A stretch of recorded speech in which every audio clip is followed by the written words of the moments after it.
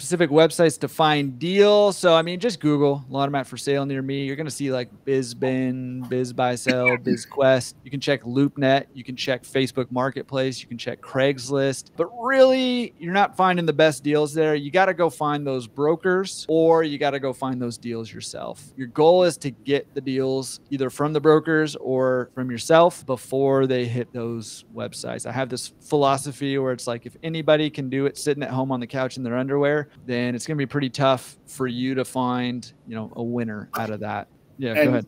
And to expand on that, even just like going in and trying to contact these owners, like the info at, this isn't like, these aren't large organizations. The info at whateverlaundromat.com is, there's a 99% chance the owner is behind that email.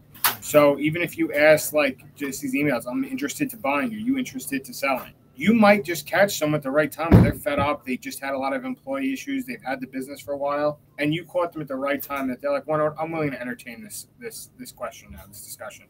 Mm-hmm. Or you might need to follow up with them for a year and a half, 3 times, once every 6 months, and you catch them on the 3rd time. But it's not a one and done. It's not, if it was easy to come by, everyone would be able to find great deals. So it's just about persistency.